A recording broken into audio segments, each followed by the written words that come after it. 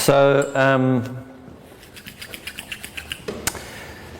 in the work in which we're working with ourselves, doing this work of, taking the upset, which is the base, it's the sort of base metal, and turning it into gold, which is going through the alchemical process and getting the insights out of it. The thing about doing that work with ourselves, initially just taking the upsets that greet us day to day, is about giving ourselves the experience of something. So we go beyond trying to just mentally understand something. We can mentally understand that the emotional component of our experience is the causal point, and the condition of our emotional body is the causal point of the quality of our experience. We can get that mentally by reading a book and by coming to a presentation such as this. But unless we get it experientially, the mental body will not let go its rule as controller, as believing itself to be God. And it will continue to control, and one way it will continue to control, it will continue to want to understand what's going on, and if it can't understand it, say it's not appropriate. It'll ask all sorts of questions and want to understand, and keep its point of control going. So the whole thing about it is giving ourselves knowledge that this is true. And knowledge is when we take information, because information is useful, but information in of itself is not knowledge. Doesn't matter how much information we gather, doesn't mean we know anything. Information is useful for us to, it's what the word says, to move information with each other. So information is useful. Here today we're all moving information with each other, and we're using information to do that. But information of itself isn't knowledge. Knowledge requires an additional component, not just a mental and physical component, but an emotional component. When we enter an experience and we have a mental, physical and emotional experience of something, we have an integrated experience of it, then we're going to know something about it. And the knowing will come really from the emotional component, although we may not initially realize that. So for example, you could ask someone, you could go to a presentation on roller coasters, right? And the person giving the presentation may have gone to a fun fair and have stood and watched roller coasters all day. And then based on their observation of the physical activity and their mental story that they tell themselves about it, they may come and give you a presentation on roller coasters, and you would probably kind of get bored. And it might be vaguely interesting, their interpretation, but it won't really tell you anything about a roller coaster. You won't have any knowledge about it. Or a person could go and watch roller coasters and also go to the library and get out a book on G-force and structural integrity of metal and give you a really in-depth analytical talk about roller coasters, and it'll probably be twice as boring as the first talk, right? And make you just totally not interested in roller coasters, right? But if a person you can actually take someone who's 7 years old, right? And put them on a roller coaster for 5 minutes and let them tell you about a roller coaster, they'll grab your attention, they'll make you want to ride on one, you'll feel something, because it's not so much about the physical event or about the mental analysis of it. It's the energetic signature you're being received through the emotional experience this person had. So what we want to do for ourselves in alchemy, the very first step is to show ourselves that alchemy is a reality, and that the pathway of awareness indeed moves from the vibrational through the emotional, then is expressed in the mental, then is expressed in the physical. That indeed that pathway is true. And the way we can show that for ourselves is by, when we get upset because of physical circumstances that happen around us, and our normal addiction is to go and try and change the physical circumstances, or we engage stories and try to understand what's going on and reason with people around us. That's our addictions. But when we overcome those addictions and instead go to the emotional signature and adjust the emotional signature by being with it, by the radiance of our being, and then see the impact that has on our mental state and our physical circumstances, when we do that over and over again, eventually we have the experience that this is so. And once we have that experience, we can then go deeper into the work. Because we know it to be true, right? Ghosts? So that's the first level of the work, and that's why it's very important to first, be doing this with yourself. But then you can go to the next level of the work, which is already happening. You see, all this level of work is happening kind of simultaneously.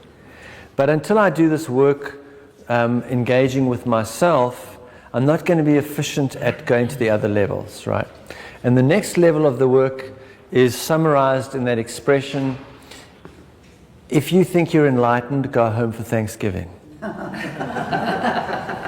Right? Because then you'll see just how enlightened you are, right? Because we are all born within a group of ascended masters of triggering us. They know exactly where the buttons are and how to push those buttons. And they're there for that reason, right? So the family is the cross that we come to bear. One of the crosses we come to bear is the family. And what that looks like is this. You have the cross, and at the top here you can put father, at the bottom you can put mother, on the one side you can put sister, and then brother. And that is the structure of the family unit. And of course, we're over there, all right? Heart of the matter. So, not everyone comes into the world to do this work. And that's why the idea of going around and trying to get everybody else to get involved in their feelings is, not only is it annoying, right, and interfering, but it's a delusional state again. It's someone in a delusional state. And we're still trying to get someone else to do the work so that we can feel better, right? And we'll likely, the first person we're going to usually pick on to do this is going to be our family members, right? To try and change them so that we feel better. And not everyone has come to do this work because it only really requires one in a family to accomplish this. You don't require everyone in the family doing it. In fact, it's not set up that way. Sometimes there's two in a family. But it's unlikely there'll be more than two people in the family that will read and do something like the presence process. The rest of the members of the family will look at this book and go, what is this stuff? I'm not interested in this, right? Won't have any reason. They wouldn't even sit in this room. They wouldn't actually find this at all interesting and not actually even be able to comprehend most of it, because that's not their task. And so the alchemist is born into this world as an alchemist. And there is kind of a pathway of behavior that is recognizable if you want to recognize an alchemist. The way it is this: an alchemist is different from the other member of the family in that they are born with a quite well-developed felt perception. They have very well-developed felt perception compared to other people around them.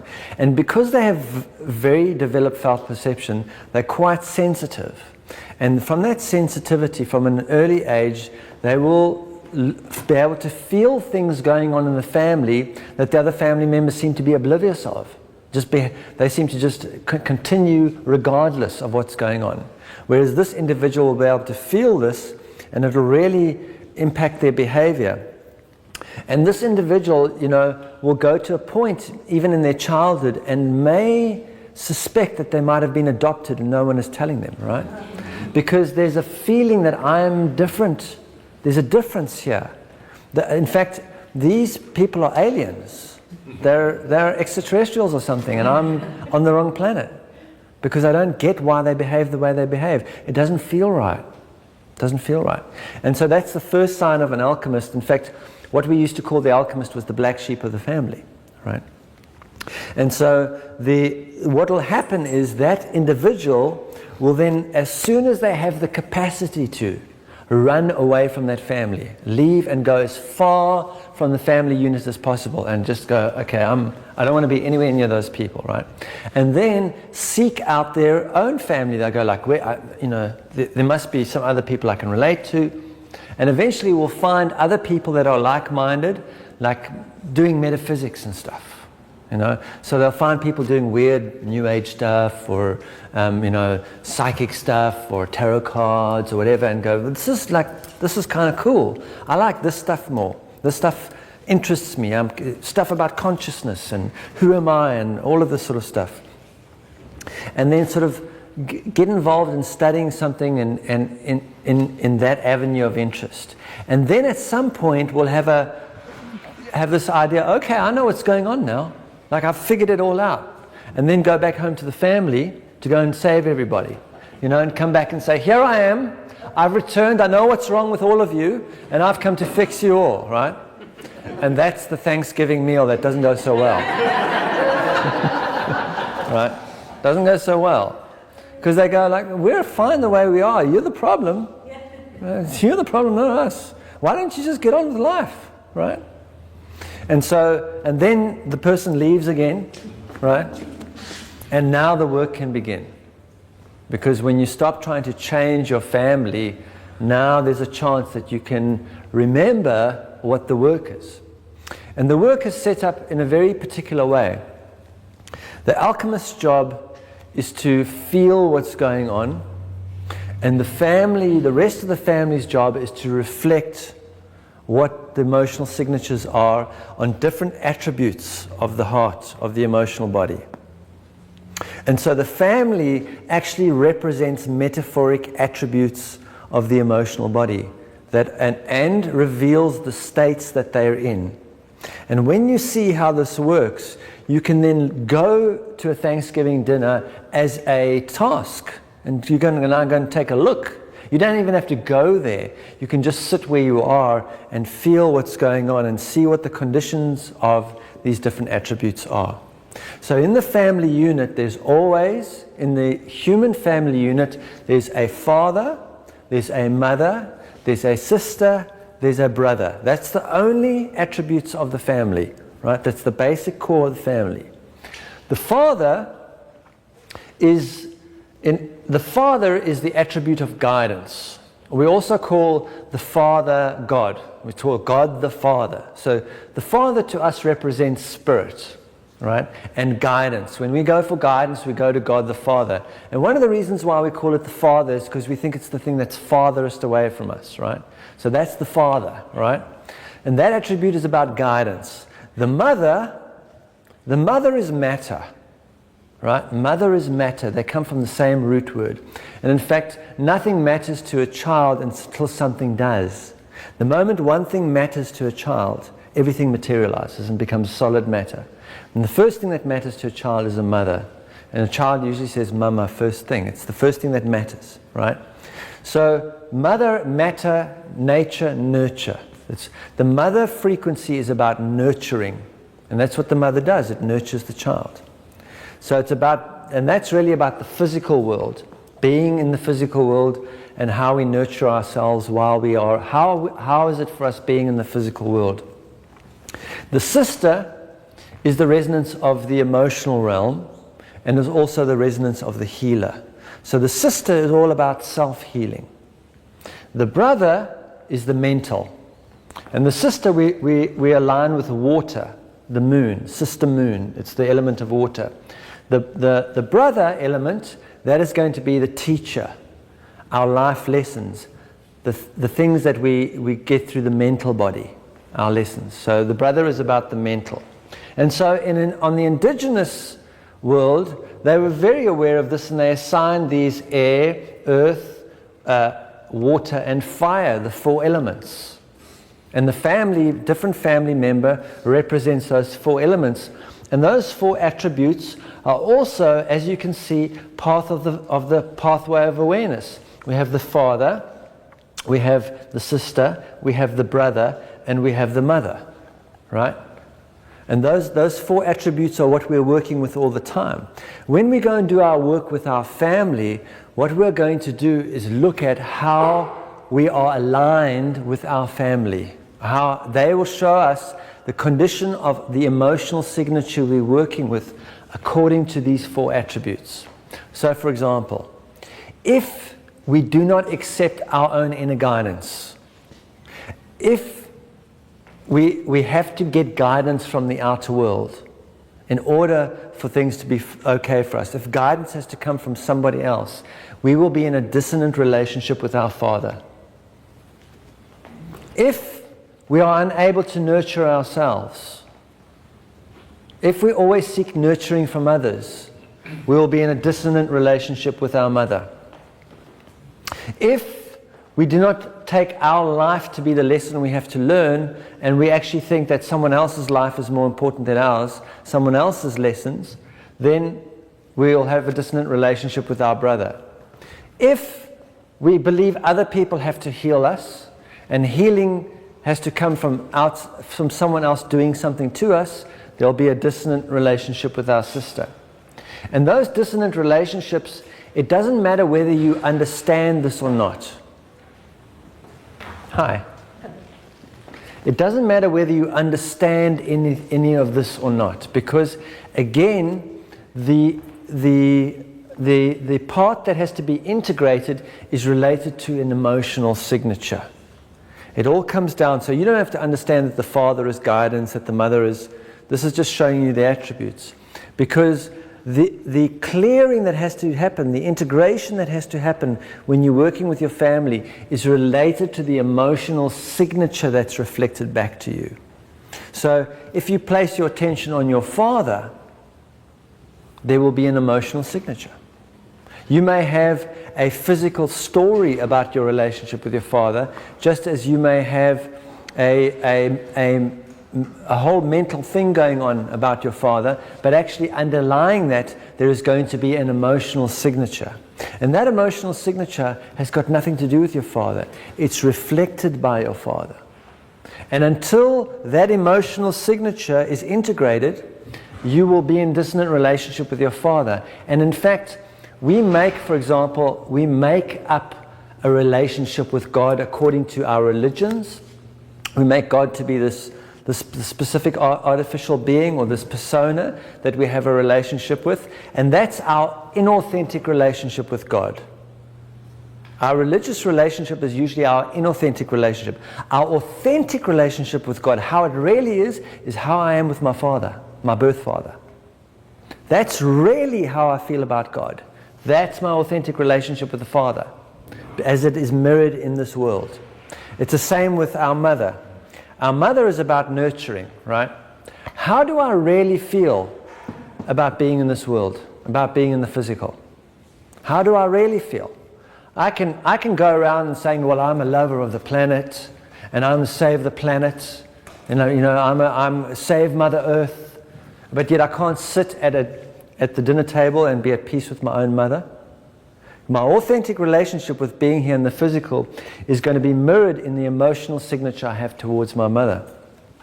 So, for example, the mother is about nurturing, right?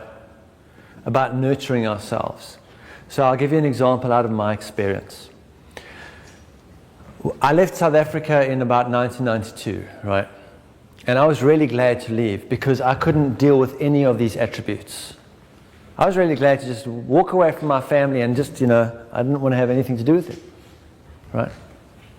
And so I went away for 9 years and I did all sorts of, work and metaphysical work, and then I became aware of the emotional stuff and all of the stuff and did all this work and then figured out the pathway of awareness and the procedure and all this. And after 9 years, I went back to South Africa.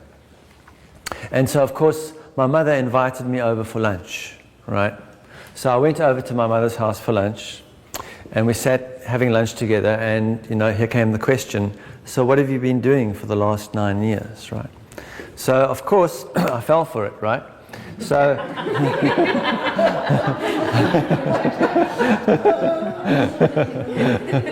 the nature of a setup is you don't know you've been set up until you've been set up, right? And so I began, telling about my great 9 years odyssey and how I'd, become a fire chief in the Native American church, and how I'd become a Reiki master, and how I'd done sweat lodges, and how I'd perceived a time-based paradigm, and now I was involved in extraction of consciousness from a time-based paradigm. And I went on probably for about an hour and a half, and she listened patiently. And after I'd done my entire, speech, she looked up at me and she said, "So you mean you've been doing really nothing for the last 9 years?" And at that moment, I died. Right? Because what she was the universe looking back at me and saying, if you think I'm going to be impressed by that stuff, you've got nothing coming. Because the only person who's supposed to be impressed by that stuff is you. You're supposed to nurture yourself on that level. Don't look from it from me. It's not my job. Right? And the thing with my mother had driven me insane. Because my relationship with my mother my whole life was that I was always helping, but I was never given any acknowledgement for all my good works, right? And whenever I did something great, I just got nothing back. And it infuriated me that she never acknowledged me and supported me, and which was actually, none of it was true. It was just my story going on in my head, right? Every time I entered my mother's presence, I was in an altered state, right? And for the most time, if I went to visit my mother, when I was young, in the younger years, I'd just go and lie on the couch and go to sleep.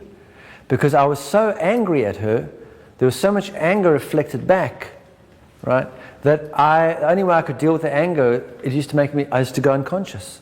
So I could just shut it off. So I realized in that moment at that lunch that I just really wanted to kill her. And and I went back and I told my sister. I was staying at my sister's house. I said, I want to kill Mom. And my sister was terrified because she could see I meant it. But why do you want to kill Mom? So then my sister started helping me out. You see? Mom's wonderful. I think there's something wrong with you. So then I started doing work on self-nurturing. I really got that discernment in that moment, as arising out of those experiences, I got the definition of discernment. Discernment is not lying to your mother. It's just not telling your mother everything, right? You don't have to tell your mother everything. If you're telling your mother everything, it means you're wanting something. You're looking for something. Discernment is not about telling everybody everything. If we tell everybody everything, we're only wanting something to like, tell me how good I am here. Tell me how cool this is. Otherwise, I wouldn't be telling you everything, right? So I started to learn about nurturing, and one of the tools I discovered that were really useful in nurturing was the mirror. And I realized that I'm in front of the mirror every day, and yet I never talk to myself. I realized that something really good happens in my life, and I would pick up the phone immediately and tell somebody else. Or something bad happens, and I would pick up the phone and tell somebody else. But I never told myself what was going on. I never told myself. And so I started using the mirror. And I would get up every day and talk to myself in the mirror. Say, how's it going? I'm here for you. And all this sort of stuff. And even now, when I do presentations like this, I know that I'm going to end up in a bathroom again at some point of the day. I always go into the bathroom at some point of the day. It's human nature, right? And in every bathroom, there is a mirror. And so I use that mirror. So I will go in after the presentation and say, you're the man. That's the greatest presentation. That's fantastic. And I mean it. And I tell myself. So I don't need you to tell me. So I don't need to manifest drama in my environment to get attention from you. I give myself that attention. I nurture myself. And it's the same thing. When things go wrong in my life, I go to the mirror and I say, don't worry. Or if I get triggered and I get really upset and I go and do something really foolish, which I did this week. The universe just knows how to get you, and it got me this week, right? I got really upset about something this week, and I let the person have it until a day later when I was going, hang on a moment. There you go again, right? It got me just where I was most vulnerable. Then I go to the mirror and go, dude, Gotcha. That was a bit of an arsehole behavior, don't you think? But don't worry, you're going to learn something from it.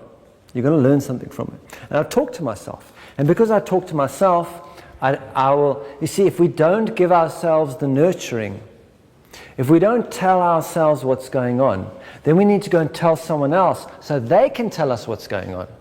Right? If I don't tell myself what a good guy I am, then I'll go and behave around you, so eventually you tell me what a good person I am, so that you validate my reality.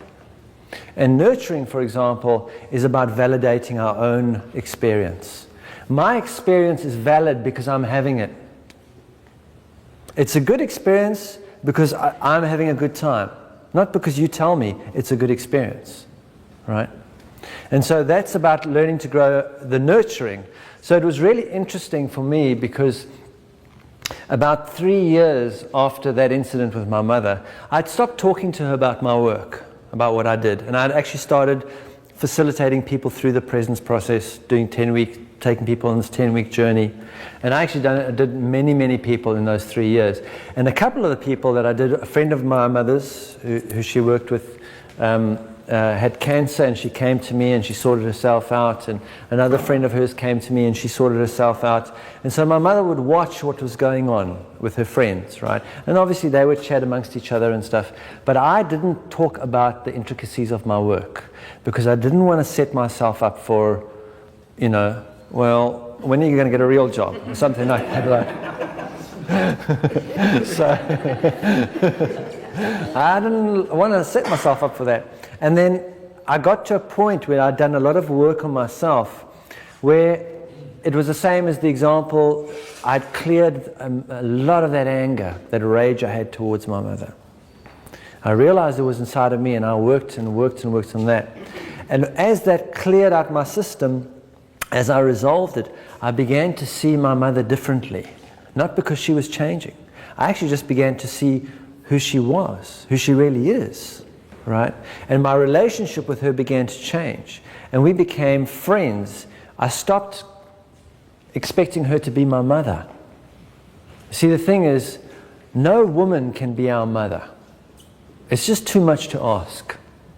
So they can nurture us as we're growing up, but once we walk into life, they cannot continue to be our mother. I mean, if you think about it, this t-shirt, these shoes, this board, this equipment here, this here, all of it comes from this earth. Everything that I have been given to operate in this world has been given to me by the earth. It's all come out of the earth. The earth is my mother. The earth gives me what I require. I cannot expect any single woman to take that role. There's no ways my mother can do all that, right? So there's no ways that she can be in charge of nurturing my physical existence. The earth is that. And as I realized that and released my mother of that on a physical, mental, and emotional level, then my relationship with her began to realign, and she became a sister to me, a friend, one of the children, because actually we're all just children. God created children. You'll find no sacred text where it says, and God created the adults. There were no adults. They're just children of creation. And we're all children together. And so this thing of one person playing mother and the other person playing father, those are this family unit. Remember, we were talking earlier this morning and saying that once we do this initial work within ourselves, we created this persona out of our doings. The person who does things to try and get approval, to try and be liked, to be safe. And we have to dismantle the relationship between us and that false persona. It has to be dismantled. And we dismantle that by going into our feeling body and feeling the way things really are. So we can be what we are, be how we are in each moment. Not become a doer that is supposed to accomplish things, right? So to be who I really am, the being, right? In every activity. So I dismantle that false relationship. It's the same with this family work. This work is about dismantling the family. Because we're all family. And the only reason a group of souls hang around and cling to each other through generation after generation after generation is they all share the same dysfunctional definition of love. There are only, in this family unit, mother, father, sister, brother, there are only dysfunctional families. Because if it's love that really keeps a family together, well then aren't we all family? Because is there like a different type of love for each family? There's only one type of love. And when we tune into that love, that makes us all family. And then we release these beings from having to play those roles. And what are the roles they are playing? The roles they are playing is they're reflecting to us the unintegrated parts of our own being. And you will notice when you do the presence process, for many people, between sessions 6 and 10, they're going to show up. One way or another, they're going to phone you. One of them might pass on. One of them might come to visit. One way or another, they're going to show up to show you what's going on. And if you're still in the trance state, you'll get a phone call and you'll think that they're talking about, like, you know, your brother might phone you and talk about your sister. Or your brother might phone you and talk about your father, and you'll go, I wish they would sort their problems out. Don't know why they're phoning me, right? But actually, they're phoning to show you what's going on inside of you. Because as the alchemist, you stand in the center of the family. And the family reflects to you the emotional signatures that require integration. And it's not their job to integrate it. So you can go and hand the copies of the presence process to everyone in the family. They won't read it. My brother picks up the book. He looks at it, he goes, does it have a good ending?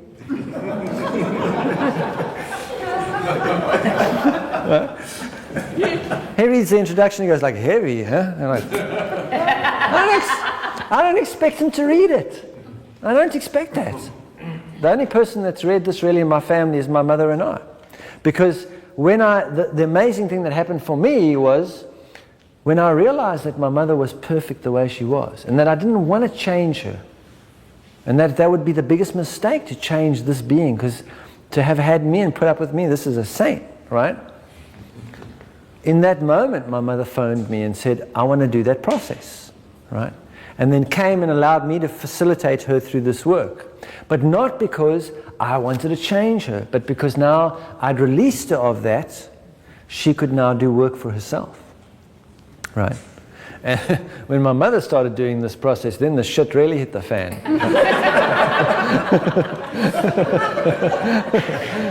Because she's the matriarch, right? She's the top of the pyramid. And then the hell broke loose. My brother's relationship fell apart. My sister and her husband's relationship fell apart for a while. Everything went mad, right? And once it settled down again, everyone had been released from this. And what happened was my family pretty much went to the four corners of the earth. Everyone went off on their own way. No one was clinging to each other anymore. And we don't meet together with that stuff going on. Right? We've just recently got together, the first time in 4 years that I've been with all of them, just about 3 weeks ago. And it's fun. I mean, I really love being with these people. But there's not that needy, wanting, clingy energy that's related to family is not there anymore. We're all individuals in our lives doing our thing. No one is trying to tell anyone what they're doing so they can impress. It's just all been released of that. And so again, if this work does not impact the situation, it's not for real. That's a barometer. A barometer of alchemy is that it impacts the family, but not in the way that you want everyone to be happy and live feel good and happy and live happily ever after, and understand what you understand and agree with what you agree with, right? That's a judgment. Judgment is wanting everyone to be like us. That's the root of all judgment, right? The thing is, you want them to be how they are, completely how they are, and release them of that. So,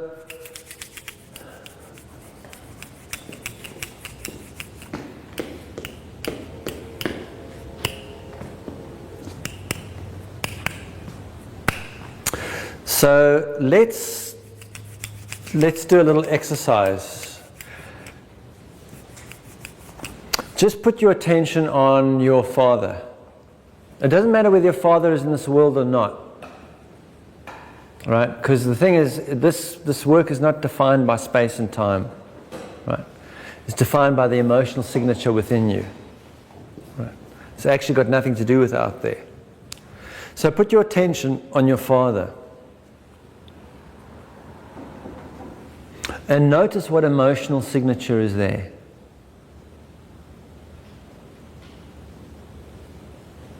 And notice where it is in your body, in your being.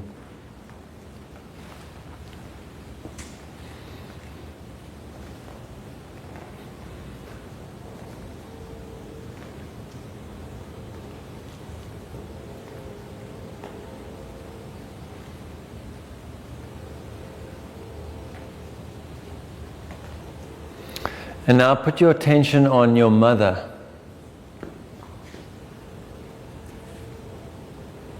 And notice the emotional, what's the feeling that comes up? And where do you feel that in your body?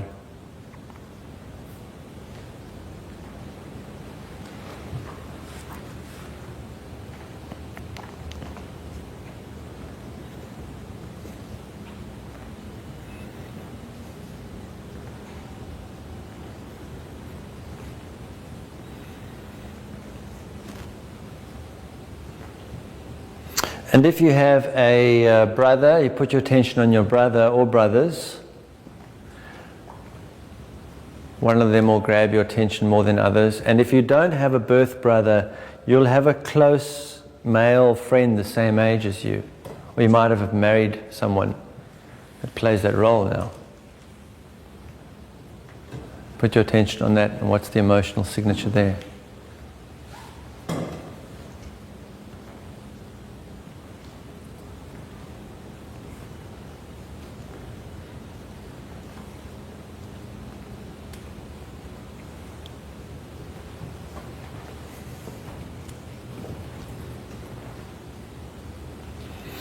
And then do the same with your sister. If you don't have a birth sister, you will have a female friend who's a similar age to you in your life who will play that role. Put your attention on your sister. See what the feeling is that comes up. And where you feel that in your body.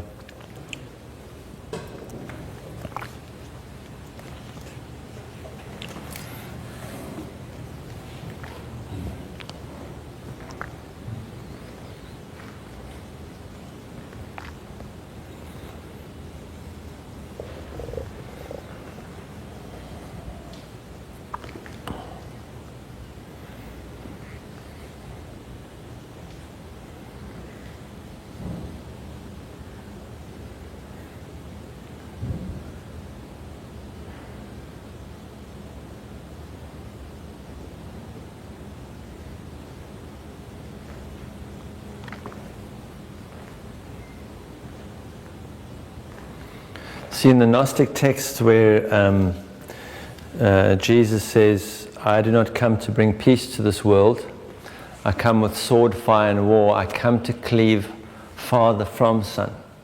I come to dismantle this, because there's nothing authentic about it. It's not your true family. You want to re-enter your true family, which is all human beings.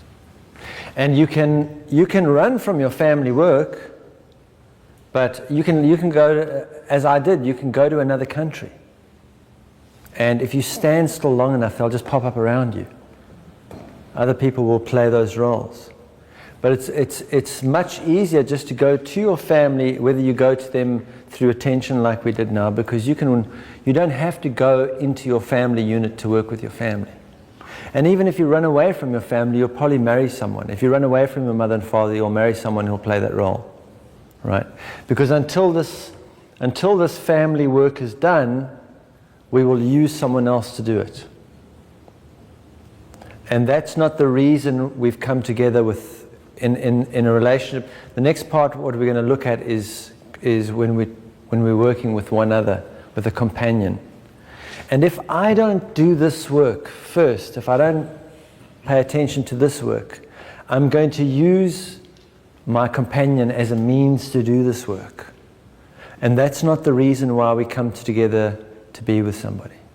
I don't actually come together to be with someone to work out my mother and father issues. That's not why we're here, right? So in realigning this, I must trust the guidance that comes from within me. I'm here to learn completely how to do that, to trust my own inner guidance. And that aligns my Father, to nurture myself, especially on an emotional level, to give myself the emotional nourishment that I've been seeking through drama from other people, to give that to myself, to hold myself when I'm afraid, to applaud myself when I'm successful, to give myself that emotional nourishment. The same with the sister frequency, and that is, that'll come into complete alignment when I undertake the task of healing myself. And when I understand that the healing takes place when my awareness is on the emotional signature. The moment I place my awareness on the unintegrated emotional signature and allow it to be is the moment the healing begins. And no one can do that for me. No one. And for that reason, there is only self-healing. There is only self-healing. And the brother, that's when my experience is my truth. One of the greatest deceptions or misinterpretations that we have comes out of the saying, I am the light, I am the way, none come through the Father but through me. Which leads us to believe that unless we have that person's experience, or unless we swear ourselves over to that person, that all is lost. But I am is the light, I am is the way. None come through, none enter the vibrational, but through the I am. And the I am is expressed as, for anyone, the I am is expressed as what's happening in the experience in any moment. Specifically, what's happening here in the feeling body. You want to know how you are, how I am in any given moment? Go to the feeling. We'll tell you exactly how I am in any given moment. So that saying really is, my experience is the light, my experience is the way. I don't enter vibrational awareness unless I go through my own experience, and unless I accept my own experience as the truth. And one of the greatest, to me, what blasphemy is, my definition of blasphemy is, anyone who tells me I should be having an experience other than the one I'm having. Anyone who tells me who encourages me to have another experience other than the one I'm having, and in any way invalidates the experience I'm having, that's blasphemy. Because that experience is given to me deliberately through which I may achieve salvation. My experience is going to tell me in any given moment what's really going on within me that needs to be resolved. And if I dismiss my experience, if I don't allow myself to be angry or afraid or sad when I'm angry, afraid, and sad, because I'm supposed to be at peace or I'm supposed to be nice or whatever it is, then I'm dismissing the very tool that enables me to free myself, that enables me to awaken myself. So our experience that we're each having, and this is the profound thing, is that we don't have to look for what we're seeking. What we're seeking is what we're experiencing. Our experience, we just have to be able to read it and work with it. That's why it's not about perfection, it's about participation. Anyone who leads us into perfection and says, oh, you should be a perfect person, you should be behaving in a different way, that's blasphemy for me. That's my definition of blasphemy. Because only when I accept my experience as valid, as a gift given to me, am I going to get anywhere? Am I going to have a real impact on my experience? Right? And only when I embrace my experience as absolutely valid, will my relationship with my brother come out of discord. And right now, everyone is fighting with their brother in this world. What are armies? Armies are made up of these teams going against each other. Brother against brother. Why? Because everyone's going, no, you're supposed to be having this experience. No, you're supposed to be having that experience. No, your experience is wrong. The Islamic experience is wrong and the Christian experience is right. The Christian experience is wrong. We're doing this to each other. The Jewish experience is right, is wrong. And we're not allowing ourselves to have our own experiences. And while that continues, there's a war between brother and brother.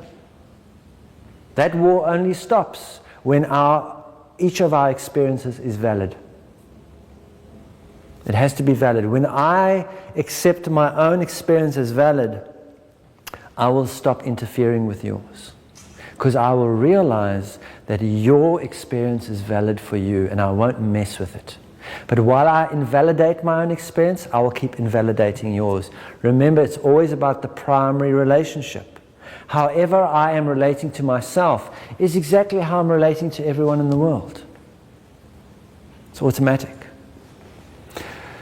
So let's take 15 and we'll be back for intimacy with a companion.